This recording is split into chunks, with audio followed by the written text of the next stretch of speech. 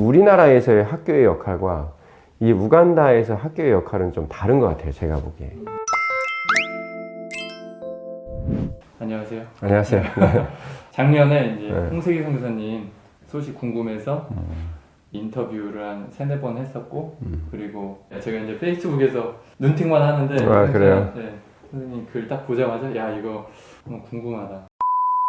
전국에 계신 많은 팬분들에게 반갑습니다.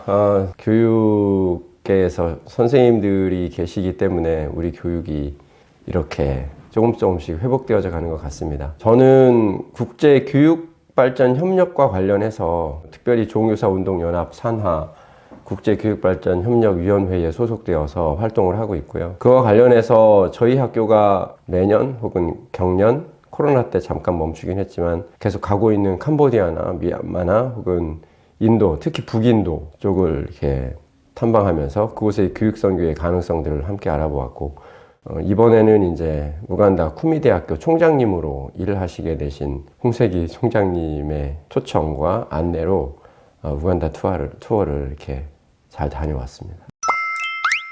가시게 된 게 그냥 가신 건 아니잖아요. 그렇죠. 가신 이유가 뭔지 누가 부른 건지 아니면 내가 가겠다고 사정사정 그게 아니고 저희 학교는 네. 3학년 아이들이 네. 그 1년 동안 해외 이동 수업을 하는 게 있어요. 옛날에 벵갈루루 벤갈루루 갔던 그 7기까지 갔었죠. 그 다음에 이제 팬데믹으로 어떻게 됐어요? 이제 팬데믹으로 그 기반이 다 사라졌어요. 그러니까 인프라 연결돼 있던 네, 모든 그 인도도 보니까 강사 선생님들이 다 흩어졌어요. 그 현지 강사나 또 어레인지 하시던 분들. 네. 그래서 벵갈루가 좀 어려워져서 북인도로 가려고 다시 한번 애를 썼는데 네. 어려움이 있어서 결국은 이제 현재는 제주도에 있어요. 3년째. 그래서 이제 해외에 아이들을 내보내는데 저희는 기준이 명확해요. 별무리 학교의 국제성은 우리가 도움을 받기보다는 도움을 줄 수 있는 나라여야 한다. 이게 좀 아프리카나 인도차이나 반도 혹은 인도를 계속 저희들이 탐색하는 이유입니다. 좋은 조건이 있는 땅이 있다라고 제시해 주셨고, 홍세기 선생님. 네, 특별히 진자에 있는 YN 캠프에서는 우리가 건물을 짓거나 네. 혹은 인프라를 사용할 수 있는 권한을 전적으로 제공하겠다라는 제안이 있어서 그래서 갔다 온 거죠. 기대한 만큼의 어떤 그 뭐랄까 앞으로의 밑그림이 좀 그려지신 상황에서 오신 거예요? 아니면 고민 많이 더 해봐야 되겠다? 거의 그렸죠. 거의 그렇죠. 그렸는데 이제 넘어야 할 산이 많아요. 그 아프리카에 대한 어떤 인식 자체가 네. 저희 학교 교직원들 공청회도 아직 이제 한 2회 정도 진행을 해야 되는데 거기서 선생님들의 여러 경험이나 다양한 생각들이 충분히 검토돼야 돼요. 거기에서 말라리아나 장티푸스나 풍토병에 대한 위험성을 어떻게 대비할지, 극단적인 상황에서는 뭐 에어 앰뷸런스까지 동원을 해야 하는 상황에서 학교는 어떤 책임을 준비해야 할지, 또 그 현지에서 여러 인력풀이나 이런 걸 어떻게 돌릴지 점검할 게 엄청 많아요. 그거를 내부적으로 검토하고 학부형들께 공개하고 그리고 최종 학부형 혹은 관계자들과의 마지막 답사를 통해서 결정을 하거든요. 그 과정에서 총장님의 역할이 굉장히 크죠. 그런 시야가 네. 어느 순간에 딱 느껴지셨을 거 아니에요? 그렇죠. 언제였던 것 같으세요? 일단은 2년 전인가 시진핑 주석이 아프리카 51개 그 국가 대표들을 불렀고 네. 두 나라인가 빼고 다 갔어요. 시진핑 중국 국가주석이 베이징으로 아프리카 정상들을 대거 초청해 경제 지원이라는 선물 보따리를 안기며 미국 견제에 나섰습니다. 콩고물이 있으니까. 네. 중국은 인도차이나 반도를 관통하는 1대1로 프로젝트를 하고 있고 맞아요. 그것의 야망은 중동을 지나 아프리카까지 가는 게 목표예요. 역사적으로 비단길을 내서 어마어마한 수익을 봤던 것처럼 항상 대륙과 대륙을 연결하는 것에 대한 본능적인 감각이 있는 것 같아요. 그리고 그때 중국에서는 차관을 제공하는 대신 이번에 가서 봤더니 그 공사 현장에서 엄청난 도로 포장을 하고 있었어요. 우간다 현지에 중국의 수주 중국 자본?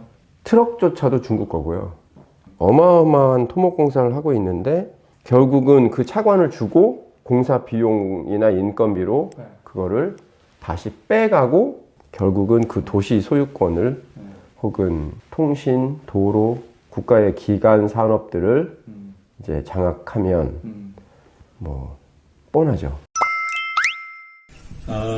종교사 운동에서 열심히 활동하시는 선생님 여러분 반갑습니다. 나이로는 뭐 지금 교직 은퇴할 나이가 좀 지났는데 여기는 이제 저희 같은 사람들 나이를 한 20살 깎아주기 때문에 아직 여기 우간다에 있는 학교에 있습니다. 제가 20대 후반에 이제 회심하면서 하나님께서 내게 이렇게 그분의 모든 것을 주셨는데 나도 그럴 기회가 있으면 좋겠다 이렇게 생각해서 이제 나선 게 한 20년이 좀 넘는 것 같아요. 인도에도 있었고 필리핀에도 있었고 파푸아뉴기니라는 나라에도 있었는데 다 아시는 분은 아시겠지만 개인적으로 인간 대 인간으로서 이런 부분은 내가 홍세기 선교사님이랑 케미가 좋다 하는 거랑 이런 부분 진짜 안 맞는 그러니까 네. 저보다 항상 앞서서 네.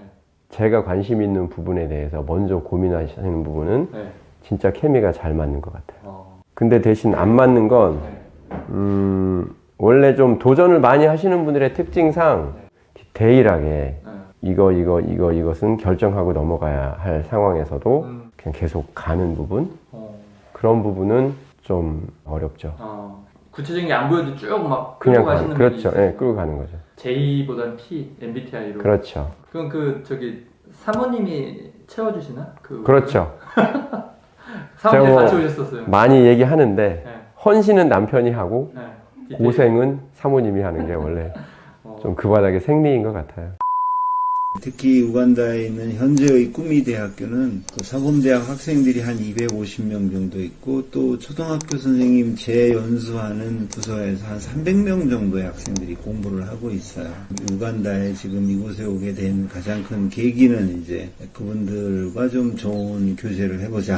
제가 그 우간다 꾸미대학에 가봤을 때 그 홍세기 총장님 이전과 이후로 현지인들이 평가를 해요. 되게 긍정적인 평가. 그렇죠. 거의 파파라고 불러요. 빠빠. 예.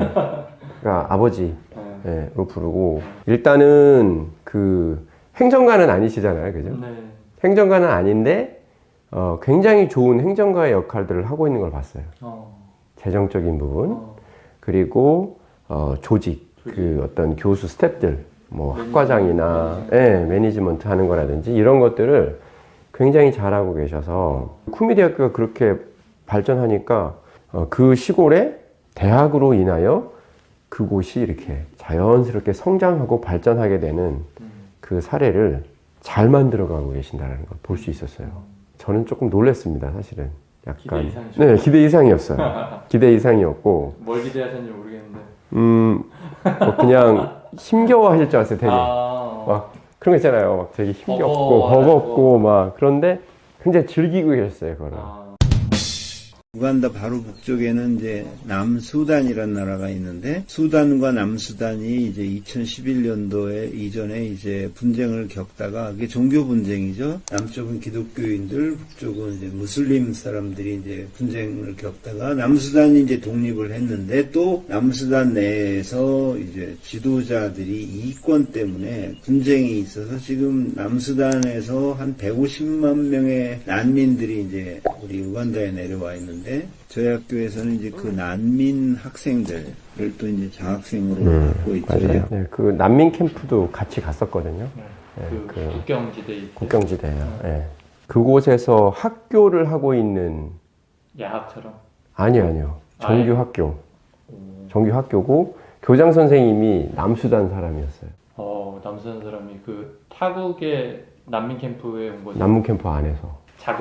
그 사람들 자국인을 가르치기 위해서 시작했는데 너무 그 국가 시험을 잘 보니까 현지 우간다 아이들도 들어오고 싶어하는 학교가 될 만큼 굉장히 자긍심이 있더라고요. 그곳에서 뭔가 교육적인 어떤 것들을 해봤으면 좋겠다.